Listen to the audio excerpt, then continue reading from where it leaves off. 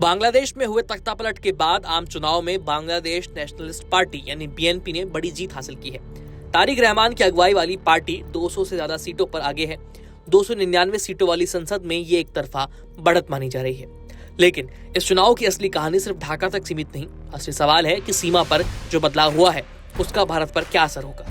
राष्ट्रीय स्तर पर बांग्लादेश जमात इस्लामी भले ही बड़ी ताकत बनकर नहीं उभर पाई, लेकिन ये कुल 68 सीटों पर जीत हासिल करने में कामयाब हो गई। जमात को जिन इलाकों में उल्लेखनीय सफलता मिली है वे ज्यादातर भारत की सीमा से सटे हुए इलाके हैं, खास करके रंगपुर डिवीजन और खुलना डिवीजन। रंगपुर की 33 सीटों में से 13 पर जमात आगे रही। खुलना की 36 सीटों में से 23 पर उसके उम्मीदवार जीते हैं या बढ़त बनाए हुए हैं।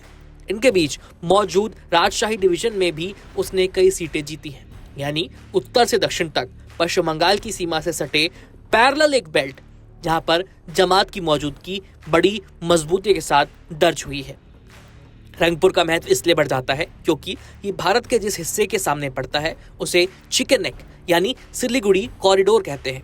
ये पतली जमीन का पट्टा असम, अरुणाचल, मेघालय, मणिपुर, मिजोरम, नागालैंड और त्रिपुरा जैसे राज्यों को बाकी भारत से जोड़ता है।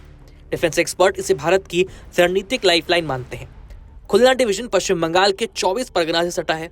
इस इलाके में पहले भी घुसपैठ, तस्करी और कट्टरपंथी नेटवर्क को लेकर सुरक्षा एजेंसियां अलर्ट पर रही। ऐसे में अगर कोई कट्टरपंथी विचारधारा वाला दल यहां मजबूत जनाधार इकट्ठा करता है तो चिंता बढ़ना स्वाभाविक है। भारत की एजेंसियों का आकलन है कि ये सिर्फ चुनावी आंकड़ों का मामला नहीं है, ये गांवों, मस्जिदों और मदरसों के नेटवर्क से जुड़ा समर्थन भी हो सकता है। ऐसे नेटवर्क धीरे धीरे असर करते हैं, खुली बयानबाजी से बचते हैं, लेकिन जमीन पर अपनी पकड़ मजबूत करते हैं। पहले चर्चा अवैध घुसपैठ की बड़ी संख्या को लेकर होती थी।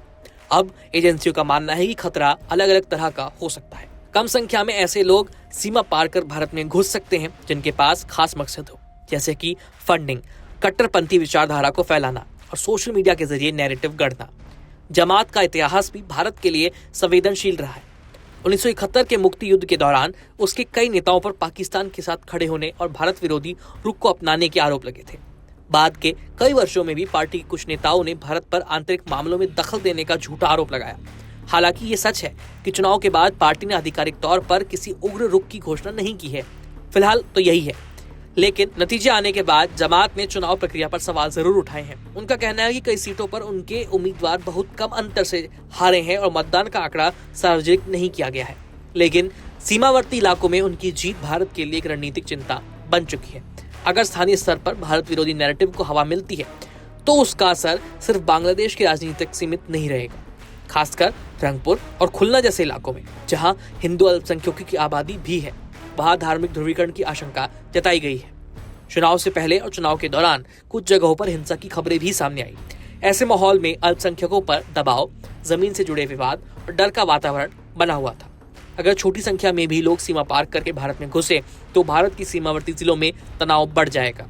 भारत और बांग्लादेश के रिश्ते पिछले 1.5 दशक में बेहतर हुए हैं।